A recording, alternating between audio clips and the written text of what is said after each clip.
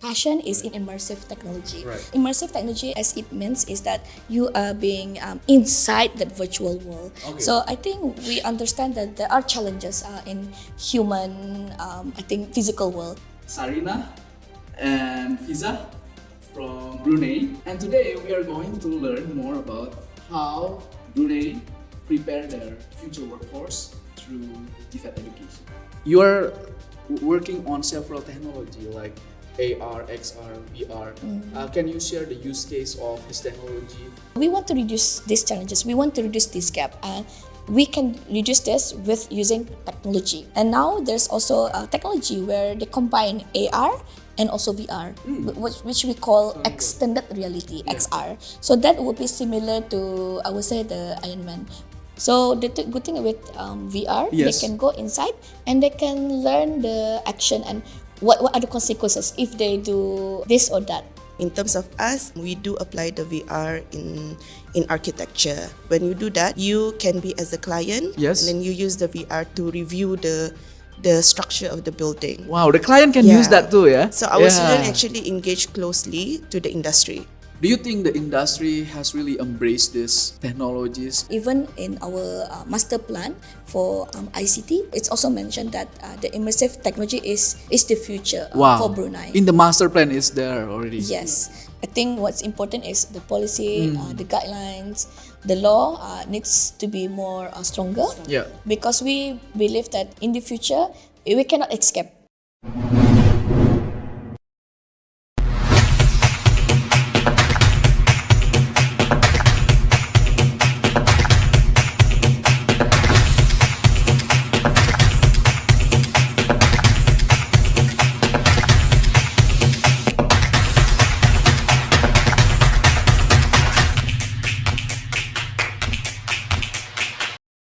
Hi Hivers, thank you for watching this podcast Hive Intelligence with me, Romorai Dorsitorus.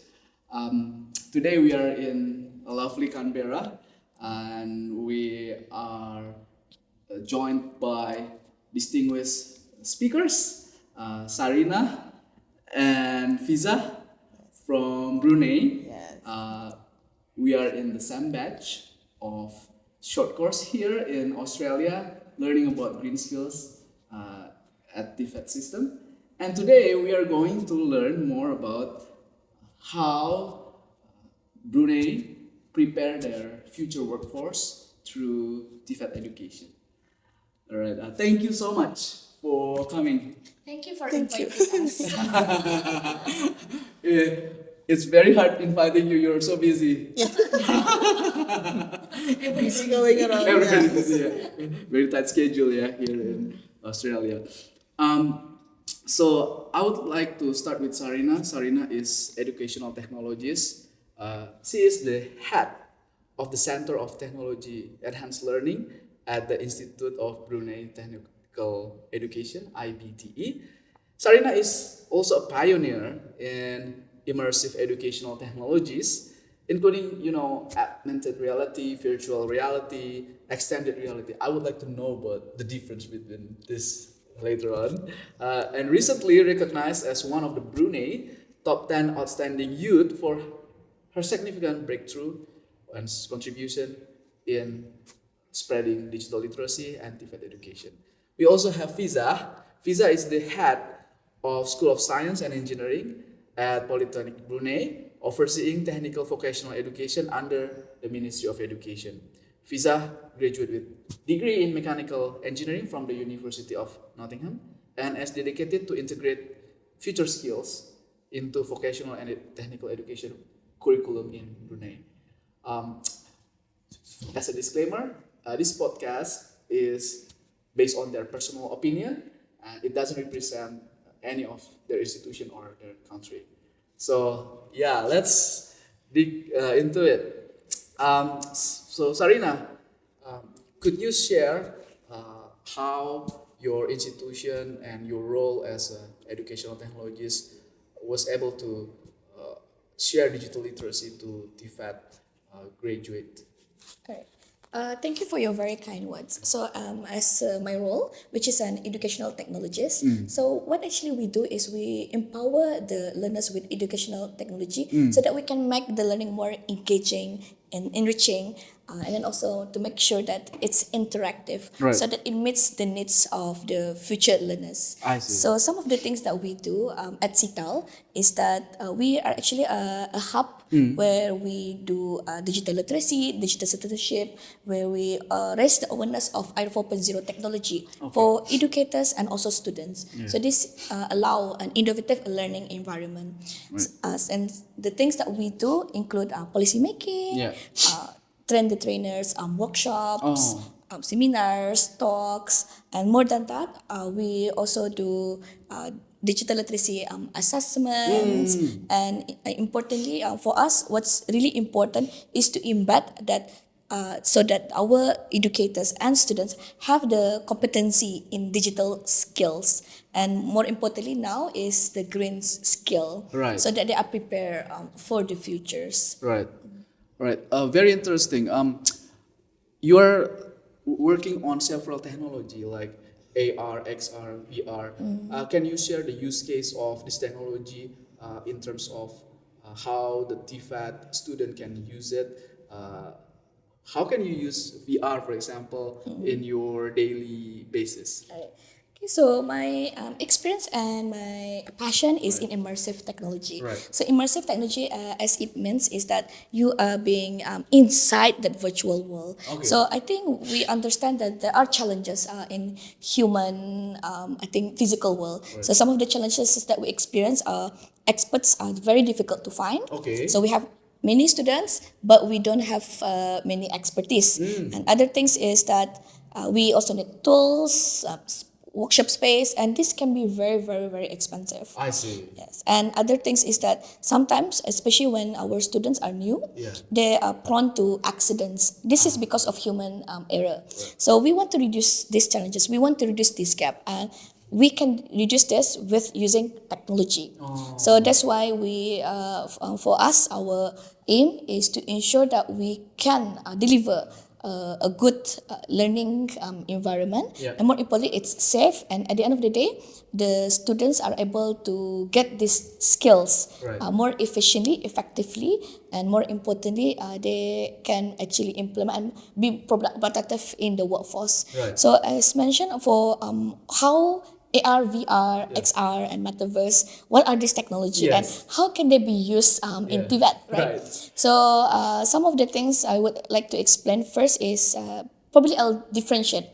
Okay, for augmented reality, it's so probably you everyone might know Pokemon Go. Okay. So what happens is that Pokemon Go is it's a digital content, meaning Right. to say that it's virtual. Yeah. So the animation, the characters is virtual, but it's able to appear in a physical world. So it's virtual going into the physical world. So when you scan with your phone or your tablet, you can see the virtual item, Right. right? So that is AR, augmented reality. With virtual reality, it means that you are going inside the virtual world. Okay. So when you wear the headset, Right. you are going inside that. So you basically, this is a physical world, but now you're going into virtual world. Using the Google. You Google. But So the augmented reality, you just can scan, phone. it's appear in physical. So if you wear glasses, Yeah.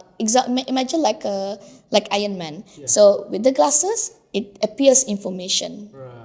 So that's AR. With VR, you're going inside. It can imagine that you are inside that Minecraft world, Mario world, or it can be anywhere, and there's no limit to it. So it can be in the offshore, on the oil rig, or it can be in the airplane, aircraft, space. So there's no limit to VR. It just depends on the creativity of developer. I see. Yes. And now there's also technology where they combine AR and also VR, which we call extended reality, XR. So that would be similar to, I would say, the Iron Man, where it's it's not just appearing, Yeah. but there's also a lot more information to it. So it can relate back. Imagine like it's a supercomputer. Right. Yes. So you don't have to go out of your room to complete Yes. many things that supposedly should be done physically outside your room, right? Yes, correct. So the good thing about using this immersive technology as a learning tool is that the students they can practice many times. Yeah. So they can practice at a safe pace, whether at the comfort of their room, Yeah. in the office. They don't need large space. They don't need like expensive equipment. I think more importantly, there's also guides, so they can work safely. Yeah. And more importantly, I think relating back to green, I think green skill and sustainability is that when you do, for example, my area is engineering. Right. When we do training, Yeah. we waste a lot of materials in practicing. So we cut copper tubes, we use gas. Right. When it comes to practice, you have to practice multiple times until you get it right. Yeah. Until you become competent. So most of these materials will be wasted. So with using VR, they can practice as many times as they need, Yes. and it would not Incur cost harm or harm the environment, and we will not get you will not use up the consumable items products. So I think that's the future for training, and there's no actually limit to what they can learn. Yeah. And I think the other things that was a challenge Yes. for us trainer is more on learning on scenario. Okay. So some of the scenario can be very dangerous. For example, electricities. So we cannot. We can only ask them to imagine. Like, okay, imagine like if this is there's a circuit breaker, or there's a accidents Right. happening. This is what you should do. Or Okay. if there's a problem, there's things that you can do, and this is the procedure, but it's not live, because it's going to be is danger to him or herself and the others. So the good thing with VR, Yes. they can go inside and they can learn the action and what are the consequences if they do this or that. Okay. Yeah, that's really useful. Yeah, as you have these tools, you can actually do something that very realistic without harm yourself, getting exposed to the risk that you would face in the workplace. Yeah. Yes. So, for example, we do have this training. Yeah. With it's the first VR tool that was created. Was actually the engine. So some of the engine can be very expensive. Yeah. How expensive it can be? Oh, it can be $10,000. I think even more than that. Wow. Yes, it can be as expensive as a few $100,000, especially for like an aircraft. So the thing is with I think as a trainer, they learn how to assemble and disassemble, meaning to take up parts Yeah. and join the parts. Yeah. But we don't have a lot of this equipment for our students. Okay. A lot of times they will just be a display. So we'll just say explain that this is going to happen, and we Right. just show video, which is not really authentic. Right. Because at the end of the day, they need to learn, and they themselves need to assemble and disassemble. Right. And more importantly is the time. So usually to assemble and disassemble for one item might Yeah. take 6 months. Yeah. And we don't have the luxury of time to to allow them to do that. But with, I think, technology, Yeah. they can learn this very quickly, maybe Okay. in like less than 1 hour. Oh. So they can even explore things that we don't have. So for example, one of the program that I'm teaching is refrigeration and air conditioning program. Right. So there's a demand from industry to say that they need to learn about chiller. Yeah. And chiller is very big. It's probably the size of this room, right? Oh, this is chiller for industry. Yeah? Yes. So that's quite, one thing is it's we don't have that facility. It's very expensive, Yeah. and it's very dangerous for beginners. Right. So most of the time, what we do is we just give the knowledge. Okay. But it's in terms of like understanding it is I think we could find a better way to do it. So with this, we can actually ask the students to do this learning Yes. more engaging in the immersive technology. Wow. So that they can like try the first-hand experience. Yeah. So when it comes to real industry, when they go for their on-the-job training or industrial attachment, they already understand this. They have the awareness. Right. Took less time to Took less time. master, in the on-the-job training. Yeah. And I think importantly, it's the good thing is with this technology, right? They can see it as if it's real life. Right. Yes. Awesome. Thank you, Sarinah, for sharing about this new technology. Fiza, I'm going to ask you a few questions. So Fiza, first of all, can you share what initiative that you have in your institution? What kind of training you provide to your students so far? Okay. So I'm under Politeknik Brunei. So Politeknik Brunei, we have different schools. So we have different specialties. So I'm under the purview of School of Science and Engineering. Okay. So I'm developing all the curriculum for the schools, Yeah. day-to-day operation, and then staff development as well. So Okay. I'm involved in the upskilling of the student and the staff as well. Yeah. So what we have in terms of technologies, we do look into emerging technologies as well. We try to adapt our technologies into our curriculum. Yeah. So when we talk about VR, we actually have our VR in place You as do? well. Yeah. Okay. So we do explore that technologies in Brunei.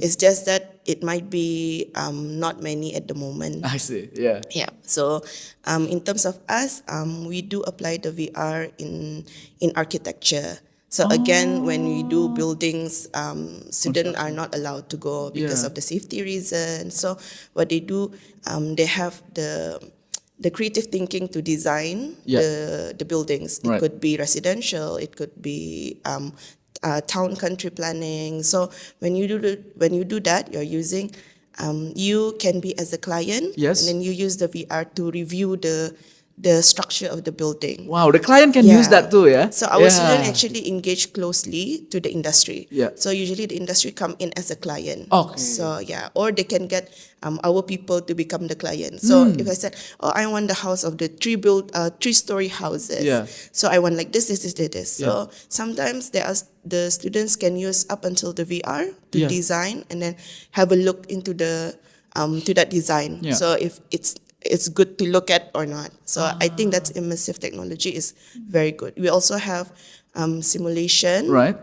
in our curriculum. Yeah. So the simulation is also under the petroleum engineering. Oh. So again, I think like Sarinah mentioned, in petroleum, we do work with oil and gas industry. Right. So you do some drilling, you Yeah. do some well control. So because of we are not allowed to go To the to site. the industry Yeah. without the safety induction, without the process of learning on going there. Yeah. So what we do is they use a simulation. Yeah. So Like actually, using VR as well. not so much on the VR, but they have equipment that have a showing the simulation of the well control. Oh. Yeah. So I think industry is using it as well, but they are more advanced. I see. Got Ours it. is more a basic concept, Right. but they do learn using that. So they learn about how to do the well control. They do what happen if there's a blowout. So those are the things that they use. We also have a authentic learning center, which Yeah. is we call it the Naga Lestari project. Okay. So that is a solar panel installation in our Wow. campus. Yeah. We do it's a small scale. It's a 20 kilowatt. Yes. But again, it's a very good authentic learning center that actually student can go in and learn about the technologies. And it's connected to our IoT system and the grid. So they can actually analyze our current usage. That's They amazing, can yeah. analyze current and the things that how much savings that we can make. So from there they learn how to. This is actually to create awareness as well. Yeah. Because we also want to moving to the transition energy. So we actually want to pursue this to help the community. Yeah. We want to know. We want to help people in Brunei Yeah. to actually learn that with the small scale, Yeah. it's suitable to be put in the house. Ah. Yeah. So if they think that this is good, how much energy we save. So during the analysis, this one, we share with the community. Okay. So if they know that we managed to save this More? much, so people tend to get. More attracted, yeah? Yeah, they're more attracted. Yeah. So these are interesting. kind of technologies that we have. We do believe there's more emerging technologies that we need to explore on. So those are the things that actually we are trying to work on to actually to minimize that gap between our people and to that adaptive technologies. So, Interesting, yeah. So that's very interesting. You mentioned some use case in architecture, petroleum, as well as solar panel. Um, in my experience, some of the challenges is using or designing, let's say, the environment or the simulation inside the VR. So let's say the industry client come to you, they ask for 3-story building. Yeah. Um, can you just turn your design from AutoCAD easily to the VR, AR? Does your trainer can do that just seamlessly? Yeah. So that's part of the curriculum. Yeah. So usually the students, they will taught on how to use AutoCAD. Okay. And then they move on to Revit. So different kind of, yeah. So they started on doing that and then going to the VR. Yes. Yeah. If it's required. So it depends on the client. Okay. Yeah. Okay, interesting. So how long have you started this technology in your institution, and is it hard to, or is it takes like long time to train your trainer so that they can become master and start teaching students? Yeah, it takes a while and it's still ongoing process. Yes. Yeah, because the technologies again it's very fast, rapid change. Right. So we have to adapt fast. So like my responsibility is to actually pushing all these Yeah. trainers to get trained. So it takes time because again we have so many limited resources. So many things to achieve. Yeah. Yes, we have all the things that we need to consider. Right. Like we cannot put them out for training the whole 1 year. Yeah, because they still have to teach. Yes. Yeah, so that's the problem. Yeah, So yeah. those are the Same. things. But Yeah. one of the again I think is also the resources. That's why Yeah. one of the ways that we do is connecting to the industries. Okay. So we engage closely with the industries. Yeah. If there's a possibility we can do a site visit to the industry, then that's one of the ways that we want to minimize the gap. Right, Yeah. thank you. Very interesting your collaboration with industry. I would like to ask Sarinah and Fiza, do you think the industry has really embraced these technologies? How is their perspective on the TVET institution using this technology? Are they excited? Are they feeling that this can be used better? And yeah, knowing the skills of using VR, do you think it can improve the skills faster and the employability faster when they graduate later on? Yeah. Okay, in terms of this question, an honest opinion is that for Brunei, Yeah. we are very keen of using technology for Right. learning and training. Yeah. So we do have like our Brunei vision, where the focus is on quality of learning, and we also have our strategic plan, Oh. as well as digital transformation plan from Ministry of Education, Right. and even in the in our master plan for ICT, it's also mentioned that the immersive technology is the future Wow. for Brunei. In the master plan is there already. Yes. Wow. So the thing is, Brunei is very keen of using this technology. Right. So there are industry who actually are ready and using this technology are more advanced, as mentioned previously, especially in the oil and gas industry. But there are some industry who are still learning. Yeah. So there are different stages for our industry. So most of the big corporation industry, they are well advanced. Right. So they have been using this for quite some time already. Okay. But we also have industry who are still quite interested, but still in the process of learning and implementing this technology. Right. So that's why our IT authority, ITI. Yeah. So what they do is to help with the industry. Yes. To be I would say prepared, or to be for them to be able to use this. They are supporting, especially in MSME. So they have what we call like the tech clinic. If they can come there anytime and Yeah. it's free. If they want to learn what are the ways so that their businesses or their industry can use technology, and how and where to start. Just book an appointment. with the Yes. tech clinic. Yeah. Yes, and we also have in Brunei, it's a innovation hub. It's Yeah. called Brunei Innovation Lab, Bill. So it's supported by the BEDB, Right. Brunei Economic Board, supported by I think Shell, LifeWire, and it's also being launched by the Ministry of Finance and Economy. Okay. So what happens is that it's a basically it's a hub where you can learn about all the emerging technology that's being applied industry. They even share the case studies that's happening in Brunei. Right. And if you're interested, you can learn more about this industry, and you can also join the workshop Okay. talks at Bill. And this is made available and free for the public Wow. industry and also education institution. So this is to ensure that the Brunei, whether it's public, private, the government, they are able to understand the use cases and able to use it at their own accord. Right. It seems that your government is very advanced and acknowledge this rapid advancement of technology, and they're excited to teach this technology Yes. to embracing the Yes. technology. But I Yeah. think one of the problems possibly is because there are industry that still prefers doing hands-on.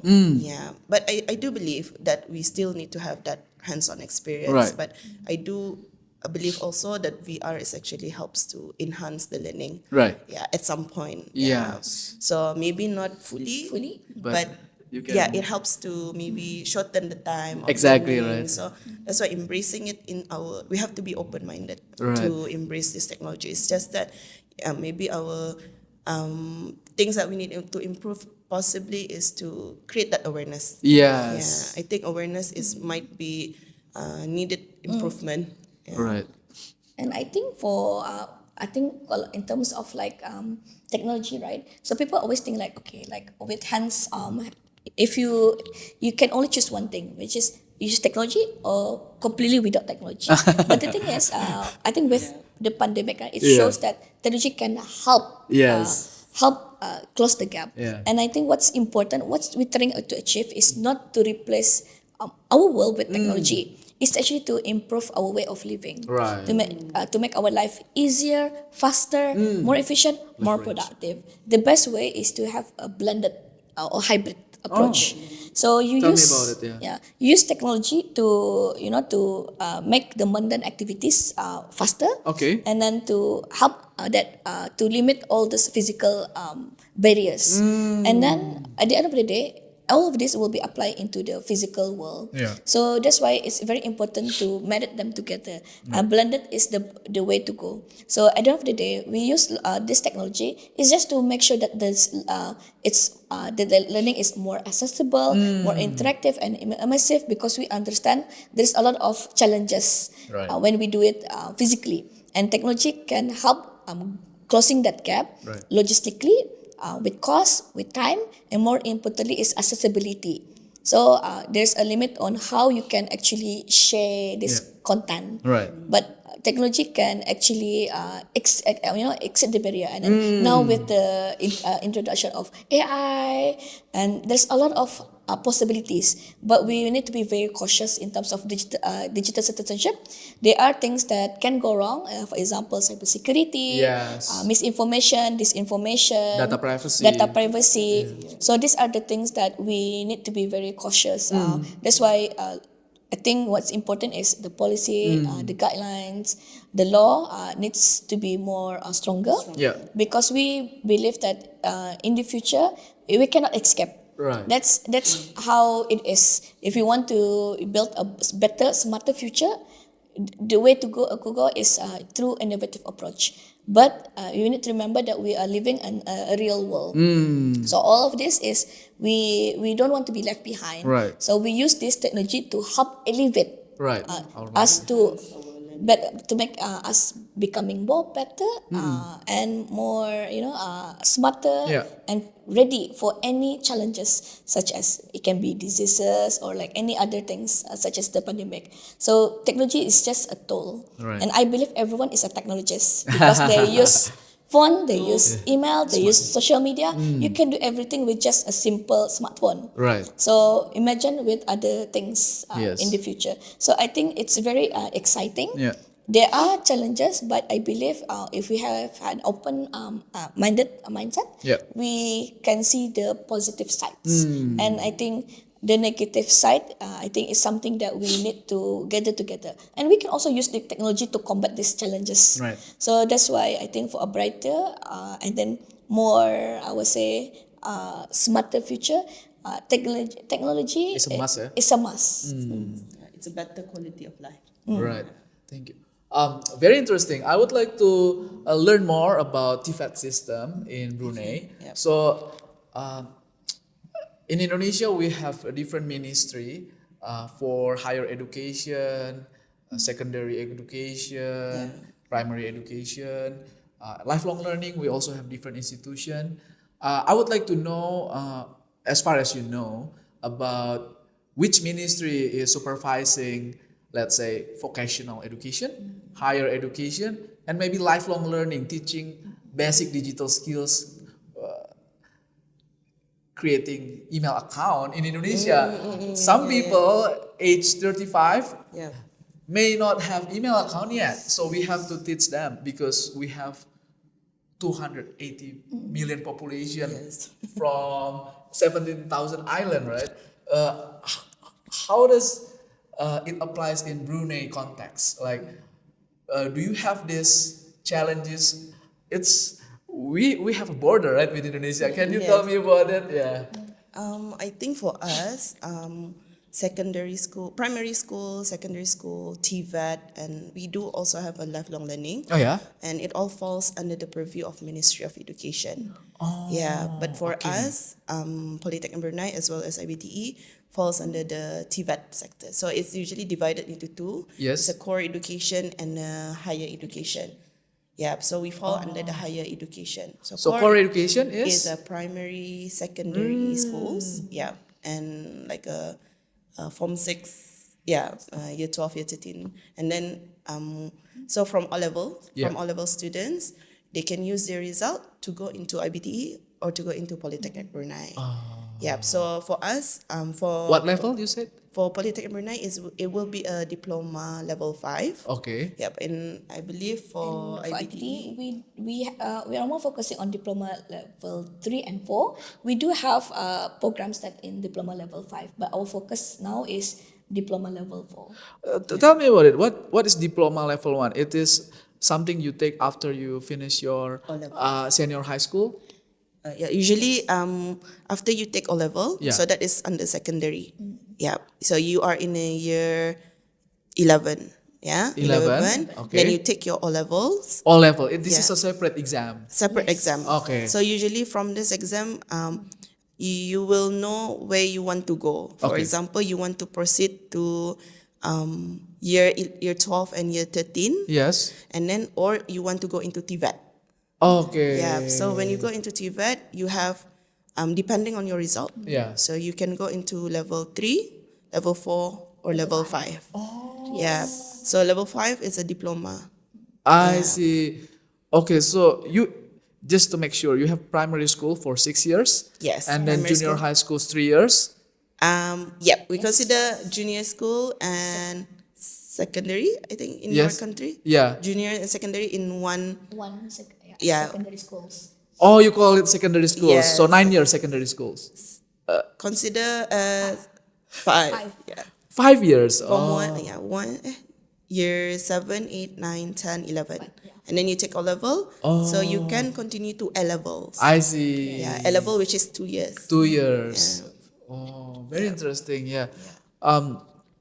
Yeah. So how about lifelong learning initiative, for example, making sure people do not get scam or let's say basic digital skills. How do you create this awareness? Is it learned through since your primary school or if some people miss that learning, is there initiative that is provided? Yes. So I think in Brunei, because we realized that there is an issue arises with the rapid changes of technology, Yeah. especially among the young Yeah. and also the elderly, Yeah. because they are the most vulnerable to Right. this issue. Yeah. So I think what's important is the Brunei government realized this, and under the purview of Ministry of Info Communication and Technology, we Right. call it MTIC. Okay. So share this responsibility to AITI, Okay. which is an ICT authority in Brunei. So they have a different division. Yeah. So they have a division where they focus on schools. Oh. So they will go to schools to share teach them. Share the awareness on digital The citizenship skills. and as well as that is more on literacy. Yeah. We also have community like Big Begawan, where they also share this digital literacy workshop, talks with the publics. Okay. And I think for the elderly, they also do teach them about scams, Right. and then how to protect your credential, your Yes. personal information. Yeah.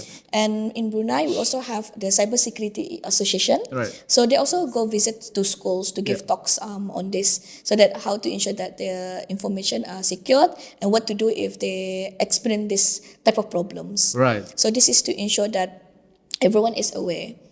But now I think in our institution, we are trying to embed this into the lessons as well. Yeah. So we want to before they. I think during the orientation period, which is before they come to learn at our campuses, we have this talk. We invite this association to come. Business association. Yes, to come and to give talks about cybersecurity, Wow. about digital literacy, and I think not just that, we also have other talks. During the induction During of the higher induction. education. Oh, Yes. wow.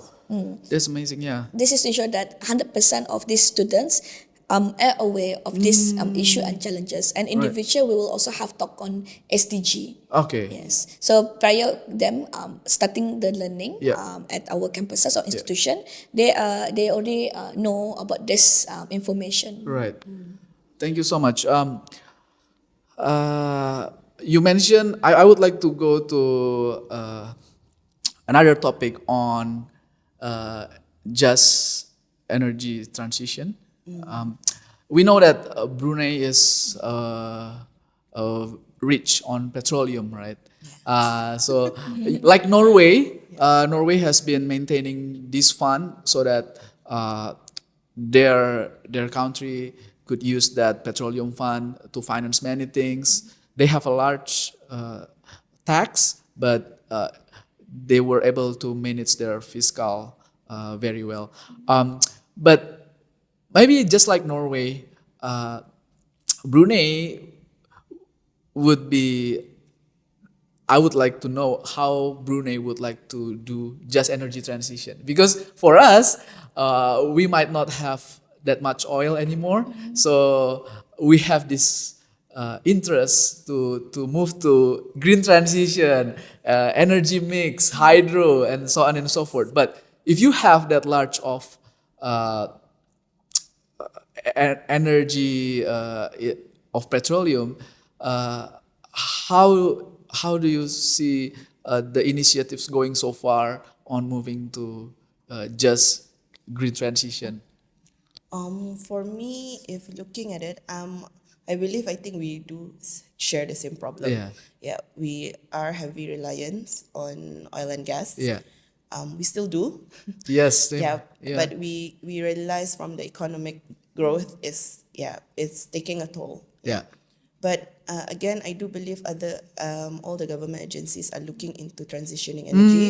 It's been cleared as well to all that we should move to a more green scale, green job, cleaner energy. Yes. So we do believe moving into that direction. Yeah. And also our government, I think under Prime Minister's office, I believe, they do have that department that trying to explore the low emission carbon energy, so Right. more cleaner energy. Okay. So like one of the initiatives is to have that solar energy. There's a how many percentage to reach by 2030 Okay. into Wow. our solar energy. So that applies to Brunei. Yes. So all agencies are doing the CSR projects to actually meet that goal. Wow. Even Brunei with Yeah. large petroleum reserve do this. Yeah. Wow. That's amazing. So Yeah. that is, they also do a solar farm. We do also. You have solar farm. Yes, yeah, but it's not as big as a scale. But I do believe we do have few. Yeah, but one of the main at the moment is that solar. Solar. Do you have hydro? Hydro, Not managed river or yeah, that's the problem. I think Yeah. we also have issue with that. Not in terms of issue, but I think it's more on awareness and exploring more. Right. Yeah, on that. I see. Yeah, on that energy. Right. Very interesting. You want to add to that? Oh, I think because in Brunei, Yeah. I think Brunei is actually a very small country. All right. We How many is your population? Yeah. it's only less than 500,000. Yes, it's only Only 500,000. Yes. Less. So It's less than half a million. Jakarta, my capital, is already 10 million Yes. by itself. So Brunei is a very small country, and everyone is interconnected. Okay. So some of this, I would say, green technology Okay. might be, I think, can be a challenge for us Right, in our country, right. especially for, like, for example, hydropower. Yes. It's more because of our how the country is being developed, and then for us. You have enough energy already. Yeah. Yes. Yeah, maybe that's why. Yes. So we tend to do things not in a large scale because our population is quite small, and even in Brunei we have 4 districts, but the most populated district is the smallest district. Yes, and sometimes what happens is also the environment, the terrain. So it might not be suitable because we don't have lots of big have mountains. Oh, you don't have We don't mountains have like that. Tall mountains. We do have, but not as many. Yeah, not as tall as Yeah. I see. So Interesting. maybe that's one of the reason why it's harder to explore on. Yeah. On And that. and then But really appreciate the initiative you already started. Yeah. yes, and I think especially for Brunei, 70% of our country is still covered with forests. Oh yeah. Yeah, 70%. Or we only use 30%. So we want to ensure that there is no damage to this Yeah. natural habitat environment because we want to maintain that our natural rainforest Very reserve. interesting. All right. Interesting. We have 2 last questions. You can answer briefly. First of all, I would like to ask about green skills and green jobs. In your own institution, how do you incorporate green skills so that your students were able to enter green jobs opportunity? For us, green skill and green job is quite new, right? But we know we are moving towards that direction. So there are a lot of things that we put in place in terms of curriculum development. So we instill the sustainability into our curriculum. Yes. Our participation into imaging technology, Right. so such as the VR and everything. Yes. So we covered that in our curriculum. Okay. So that is our initiative moving forward. So we also have short projects on awareness, street Yeah. art awareness, street art projects. So these are the things that we instill. Okay. Yeah, but we do believe we have a lot more Right. potential Right. to do that. So I think it starts with the awareness. All right. Yeah, because again, I think everybody believes that we have lack of awareness in SDGs.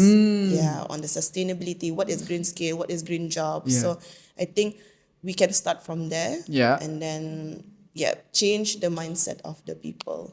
Yeah, That's amazing. Going towards that. Yeah. Thank you. Yeah. Right. And finally, do you have any advice to your TVET students out there after you experience the short course here in Australia, going to different TAFE institution? What takeaway would you like to share with the audience out there who are thinking about taking TVET certificates? Yeah. Firstly, I'm very lucky to be able to join this Right. short course. Yeah. Yeah. So because there's a lot of competition. Right. So but I do believe what they applied here, they integrate sustainability into their system. Yeah. Not just for knowledge, not just learning, they actually practice. Right. Yeah. So I think that's a thing that we ourselves need to improve as well. Yes. Yeah. But also, I believe that TVET is not a last resort or not a last choice. Right. Yeah. Now we are moving into green skill, green jobs. This could be one of the ways for you to actually go towards that direction. Right. Yeah. Yeah. So TVET, I believe, is not the last choice. Last resort, yeah. Yeah, because that's always the It mindset. could be the first choice It's if always you would like to if you want participate to make in a this change industry. to a greener, a better quality of life, yeah. then TVET can be one of the ways to go to that direction. Amazing. Thank you, Fiza. You want to add?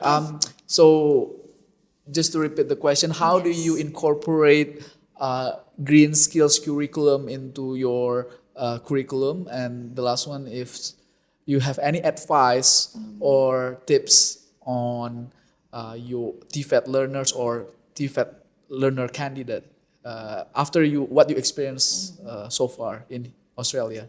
I think I believe that TVET is the future. Right. So I think with digitalization, with the green skill, there has been a lot of talks of like we're going to be replaced by robots. And there's this job that's going to be eliminated. Yeah. But I believe with TVET, right, most of the TVET jobs cannot be replaced by robots. As you can see, for example, like plumber, a construction worker, you cannot Very ask hard, robot yeah. to do that. Yeah. So that's why TVET will be the first choice in the future. That's amazing. Yes. And I think other than that, in terms of incorporating green skill sustainability, Yeah. as mentioned, I think awareness plays a very big role. Yeah. Because everyone needs to understand what are their role in terms of, I think, towards having these sustainability practices and how they can be a contributor to help and save our planet. Right, so I think what I'm amazed with this Australian Awards program, I'm very, very grateful, is that they have a very good mindset. So they incorporate this into their daily life. They make it as like a life mission. So it can be as small as like Light switch. building, yeah. and then I think in terms of like managing the waste. Yes. And then I think ensuring that everyone has this green mindset. Right. And when they have that green mindset, they will apply it to their, not just their life, but their career, I to see. their Yeah. a positive green culture workplace. Automatically, yeah. Yes, so these are the things that we wanted to do is to have the green way of life, so that you can have a healthier, greener, more environmentally friendly, I think work life, Right. and not just work life and also lifestyles. So, and I think I believe with I think as advisors for the TVETs, Yeah. who might be interested in this type of workplace is I always believe in three things, which is I said as 3H. 3H. 3H. So the 3H first is hats. So you always need to have a very good mindset. You Okay. need to be knowledgeable. Right. That's very important. So these are the things that you need to always learn.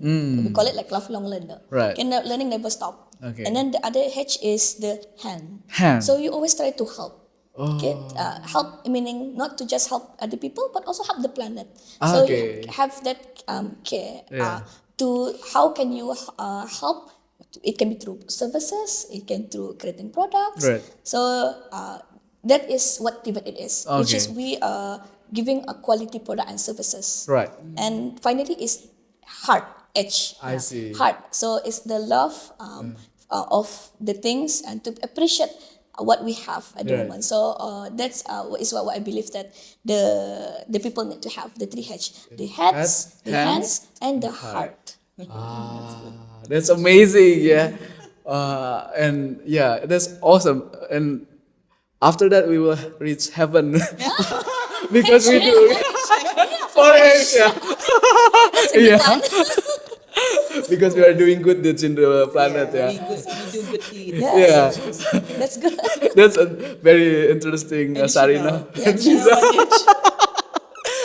Thank you so much for Thank you. sharing your insight and advice in this podcast. I think the audience will really appreciate it and learn so much from your insight.